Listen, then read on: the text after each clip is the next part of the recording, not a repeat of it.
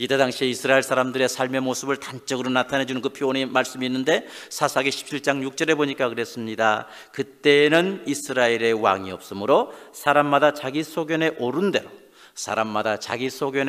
대로 행하였더라 라고 이렇게 말씀하고 있습니다. 이것이 바로 이때 당시에 이스라엘 사람들의 삶의 원리였던 것입니다.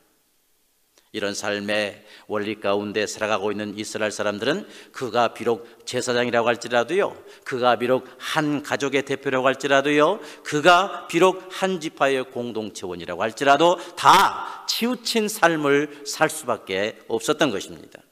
비정상을 정상으로 착각하고 잘못된 삶을 살고 있었던 것입니다. 보다 더 쉬운 길을 택하는 그러한 이제 실리주의에 빠져 있는 것을 우리가 볼 수가 있습니다. 에브라임 산지에 살고 있던 이 미가를 한번 보세요. 그는 말도 못하고 들을 귀도 없고 또한 말할 입도 없고 아무런 능력이 없는 우상을 하나님처럼 섬기고 있었습니다. 그리고 레위 청년 제사장을 보십시오. 이 레위 청년, 이 제사장을 우상의 제사장으로 삼은 것을 볼 수가 있습니다. 삼고 고용했습니다. 그뿐 아닙니다. 자기의 생명이 이제 단지파로부터 위협을 받을 때 은으로 새긴 그 신상과 에봇과 드라빔과 부어 만든 신상을 포기하고 소위 심지어 레위 청년 제사장까지 포기해버린 것을 볼 수가 있습니다. 나 몰라라. 사실 현세적인 복에 몰두했던 미가로서는요, 자신의 목숨에 최고의 애착심을 가졌을 것이 분명합니다. 이것이 바로 뭐예요? 우상 섬기는 사람들의 공통 심리인 것입니다. 자기 생명의 최고입니다. 이런 미가의 삶은 목숨 하나 부지받고 모든 것을 잃어버린 그런 삶이 된 것을 볼 수가 있습니다. 레위 청년 제사장은 어떻습니까? 레위 지파는 하나님이 기업이었습니다. 그러나 이 레위 청년 제사장은 돈과 명예가 기업이 되어 버린 것입니다. 더 많은 한 가정보다 한 지파의 제사장을 더 선호한 모습을 발견할 수가 있습니다. 이 레위 청년 제사장이 유다 베들레헴을 떠난 이유가 바로 여기에 있음을 우리는 알 수가 있습니다. 생각해 보세요. 한번 물질에 혹했던 사람은요, 보다 나은 것을 계속해서 추구하게 되는 것이 사실입니다.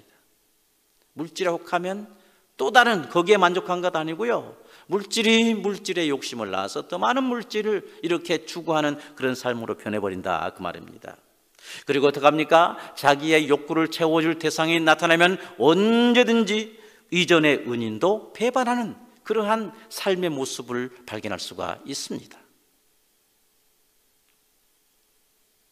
이 레위 청년 제사장은 결국 본래 주인과의 의리와 계약을 헌신짝처럼 여겨버리고 자기가 앞장서서 우상과 종교 기물들을 훔쳐내고 단지파와 동행하는 이런 모습을 오늘 본문에서 발견할 수가 있습니다. 그뿐 아니라 한 지파 전체를 잘못된 우상의 길로 이끌어 나가는 그런 역할을 하게 된 것을 오늘 본문에서 찾아볼 수가 있습니다.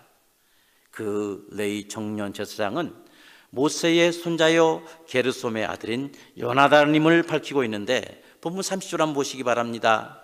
단 자손이 자기들을 위하여 그 새긴 신상을 세웠고 모세의 손자요 게르솜의 아들인 요나단과 그의 자손은 단 지파의 제사장이 되어 그 땅 백성들이 사로잡히는 날까지 이르렀다라고 이렇게 말씀하고 있습니다.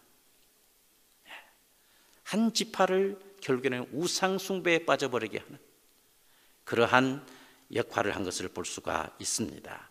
마지막으로 이 미가를 위협하고 또한 미가의 그 제사장을 빼앗아 왔던 이 단지파는 어떻습니까? 아모리 지역 그리고 블레셋 지역이 본래 자신들이 차지할 기업이었음에도 불구하고 이를 차지하지 못한 채 오히려 약한 민족을 공격해서 어떻게 해요?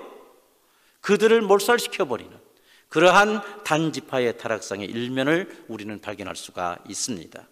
그들은 블레셋 족속과의 그 싸움이 어렵다고 판단해서 라이스 지역으로 올라가서 쉽게 승리를 쟁취한 것을 볼 수가 있어요.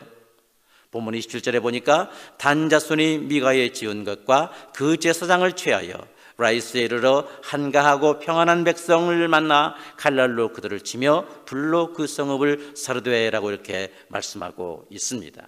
그리고 그곳을요 단지파 후손들이 계속해서 살 수 있는 그러한 장소로 결정한 것을 볼 수가 있습니다. 한마디로 이들은 좁은 문을 버리고 정복하기 쉬운 라이스를 선택한 이런 이제 삶이었습니다. 넓은 문을 택한 그러한 행위였습니다. 이와 같은 사명을 버리고 현실을 선택한 단지파의 어리석은 결정은 결국 사사시대 내에 유랑하는 민족이, 유랑하는 지파가 되어버렸습니다. 그리고 결국 이 단지파의 멸망이라고 하는 비극의 씨앗이 되고 말았던 것입니다. 계시록 7장 4절로 8절에 보면 세상 마지막 때에 이스라엘 지파 중에 구원받은 백성 수가 나올 때에요, 이 단지파는 어떻게 해요? 구원의 명단에 아예 빠져버린 걸 볼 수가 있습니다. 14만 4천의 그 명단에서 빠져버린 비참한 결과를 우리는 볼 수가 있습니다. 이처럼 오늘 본문에 나오는 이 세 부류의 사람들은요, 결국 넓은 길로 갔을 때 그 결과는 평탄이 아니라 모두가 실패의 길이 되어버림을 우리는 발견할 수가 있습니다. 이 사실에 우리는 주목해야 될 줄을 믿습니다.